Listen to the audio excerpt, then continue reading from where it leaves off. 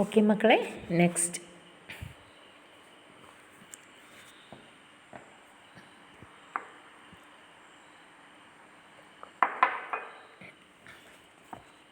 Line, सुखिया सब संसार है, खाए और सोवे, खाए अरु सोवे, दुखिया दास कबीर है, जागे और अरु रोवे, है ना। सुखिया सब संसार है, खाए और अरु सोवे, दुखिया दास कबीर है, जागे और रोवे। सुखिया मीन्स सुखी, सब मीन्स सारे, संसार दुनिया लोग, खाए मीन्स खाता है और खाए, अरु मीन्स और, सोवे मीन्स सोता है ना, सोना मीन्स नींद करना, दुखिया मीन्स दुखी, दास, दास ईश्वर का दास, कबीर है, जागे, जागे मीन्स जागता रहता है, अरु और, रोवे रोता रहता है, रोना मीन्स टू क्राई, ले करेगा। सी कबीरदास कहता है कि संसार के सब लोग खा रहे हैं, पी रहे हैं और सो रहे हैं, है ना। ये संसार के लोगों को और कोई काम नहीं, वे मौज मनाते हैं ना, खुशी से खाते हैं, पीते हैं और सोते हैं और कुछ और कोई चिंता नहीं करते, लेकिन वे सभी इसी में सुखी है, मीन्स वे स्वयं सुखी है और सुख में रहते हैं। परंतु कबीरदास कहता है कि मैं प्रभु का दास कबीर, मैं स्वयं प्रभु का दास कबीर उस प्रभु के प्रति जाग गया हूँ।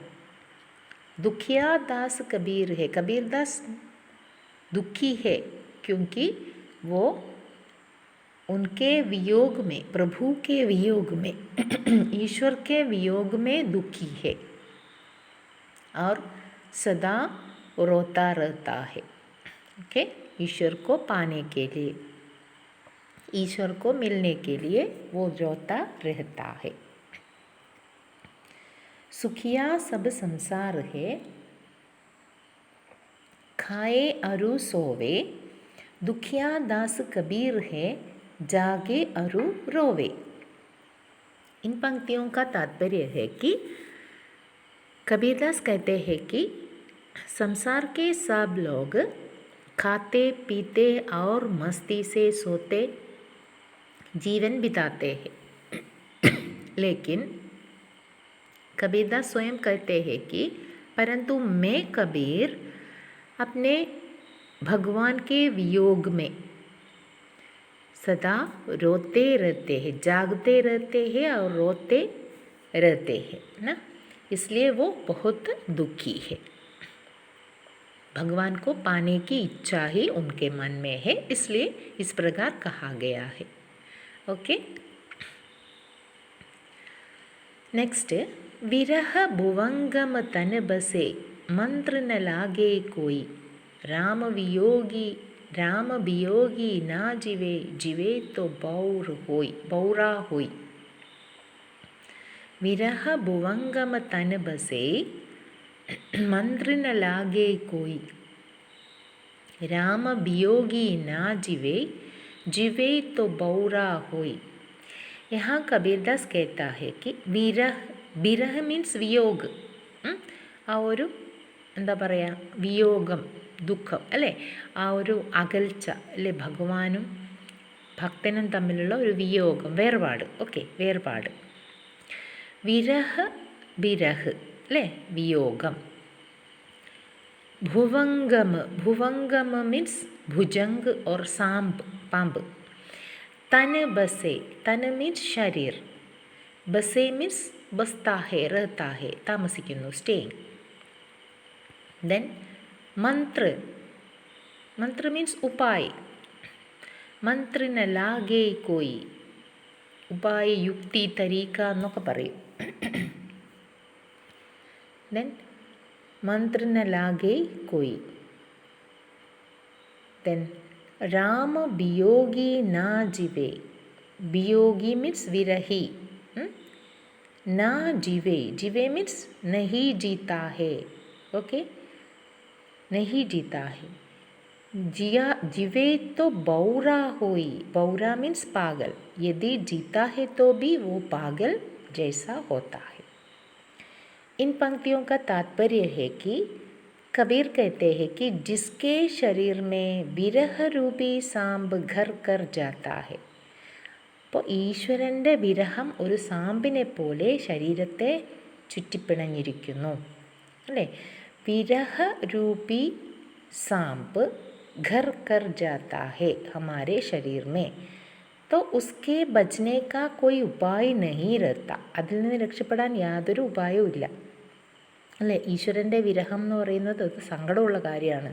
അപ്പോൾ അതൊരു സാമ്പിനെ പോലെ നമ്മെ ചുറ്റിപ്പിണഞ്ഞിരിക്കുന്നു. राम के वियोग में घुलने वाला प्राणी जीवित नहीं रहता.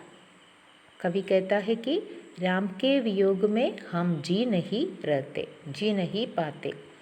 यदि वो जीता भी है तो पागल होकर जीता है. यदि राम के वियोग में जो जीता है वो पागल ही होता है. आशय यह है कि राम के प्रेम में पागल प्राणी सांसारिक मोह माया को बिल्कुल त्याग देता है ना.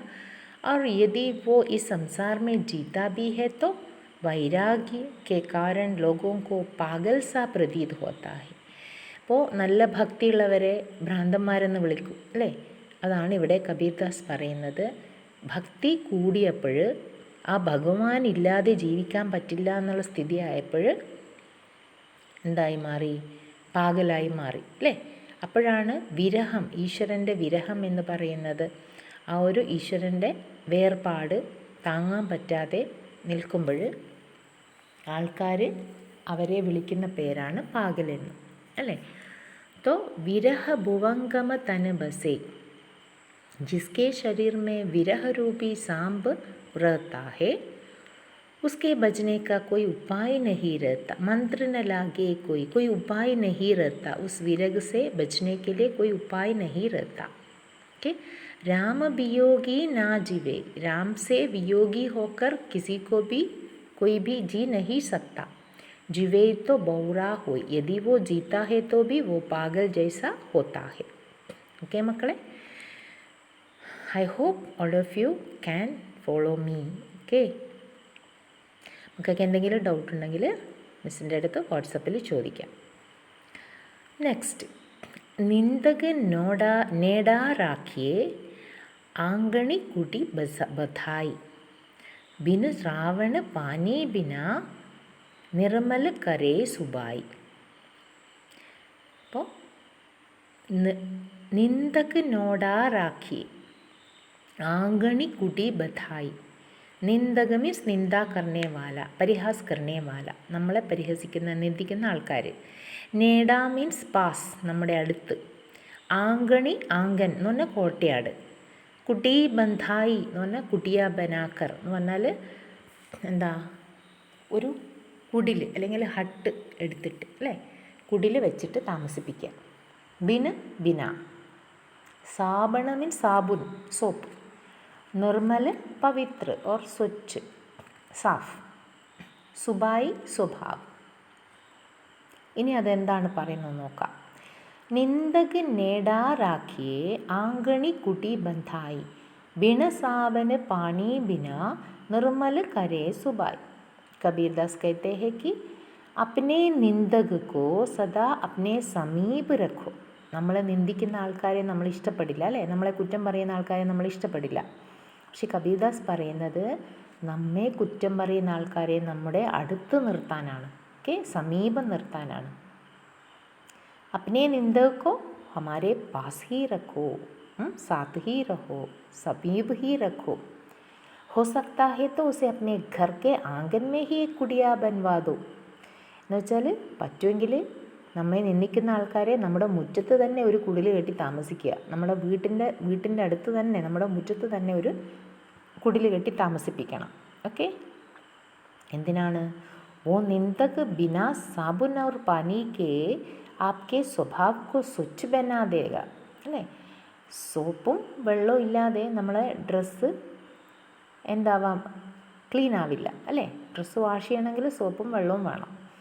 പക്ഷേ ഇവിടെ ഇദ്ദേഹം പറയാണ്, എപ്രകാരമാണോ ഈ നിന്ദക് നമ്മുടെ സ്വഭാവത്തെ മാറ്റിയെടുക്കുന്നത്, അത് സോപ്പും വെള്ളവും ഇല്ലാതെ നമ്മുടെ സ്വഭാവത്തിനെ എന്താണ്, നമ്മെ സ്വച്ഛതയിലേക്ക് കൊണ്ടുവരും. वो निंदक बिना साबुन और पानी के आपके स्वभाव को स्वच्छ बना देता है. ആ നിന്ദകന്മാർ സോപ്പോ വെള്ളമോ ഇല്ലാതെ നമ്മുടെ ശരീരത്തെ സ്വച്ഛമാക്കും. ഓക്കെ, आशय ये है कि निंदकों को निंदा भरी बातें सुनकर निंदकों की निंदा भरी बातें सुनकर हमें ആത്മ സുധാർ करने का मौका मिलेगा. അതുകൊണ്ടാണ് നിന്ദകന്മാരെ കുടിൽ കെട്ടി താമസിപ്പിക്കണം എന്ന് പറയുന്നത്. അവരുടെ നിന്ദ കേൾക്കുമ്പോൾ നമ്മൾ സ്വയം എന്താവും, ആത്മസുധാർ എന്ന് പറഞ്ഞാൽ നമ്മൾ സ്വയം മാറും അല്ലേ, അയാളുടെ നിന്ദ കേട്ട് കഴിഞ്ഞാൽ. അതുകൊണ്ട് തന്നെ നിന്ദകരെ അടുത്ത് തന്നെ താമസിപ്പിക്കണമെന്നാണ് കബീർദാസ് പറയുന്നത്. സോ നിന്ദ കർണേ വാലോं को हमारे पास ही यदि हो सकता है तो हमारे घर के आंगन में ही एक कुटी बनाकर उनको रहने के लिए जगह दीजिए. क्योंकि निंदक की निंदा सुनते सुनते हमें भी आत्मसुधार करने का मौका मिलेगा. സ്വയം നന്നാവാനുള്ള ഒരു അവസരമാണ് നമുക്ക് നിന്ദകർ തരുന്നത്. Okay, next. पोथी पढ़ी पढ़ी जग मुआ पंडित भयान कोई ढाके अक्षर पीव का पढ़े सो पंडित होय. पोथी पढ़ी पढ़ी जग मुआ पंडित भयान कोई ഏകേ അക്ഷര പീവ് കാ പഠേസു പണ്ഡിത് ഹോയ്. ഇത് വേറൊരു ലൈൻസിൽ, ഇത് ചില ബുക്കുകളിൽ ഏകേ അക്ഷരക്ക് പകരം ഢായി അക്ഷര പ്രേമക എന്നും ഉണ്ട്. ഓക്കെ, പോത്തി പഠി പഠി, പോത്തി മീൻസ് ഗ്രന്ഥ, ധാർമ്മിക ഗ്രന്ഥ, പുസ്തക, വലിയ വലിയ പുസ്തകങ്ങൾ. പിന്നെയോ പഠി പഠി മീൻസ് പഠിത്തേ പഠിത്തേ. ജഗ് മുआ, ജഗ് മീൻസ് സംസാർ കെ ലോഗ്, മുआ മർ ഗയ. പണ്ഡിത് ജ്ഞാനി, ഓക്കെ, ജാൻകാർ എന്ന് പറയാം, അറിവുള്ള ആൾ. ഭയ മീൻസ് ഹുവ, ന കോയി, കോയി നഹി. ഏകൈ മീൻസ് ഏക് ഹി, അക്ഷർ അക്ഷർ. പീവ് കാ, പീവ് മീൻസ് പ്രിയതം, ഈശ്വർ, പ്രേം, പീവ്.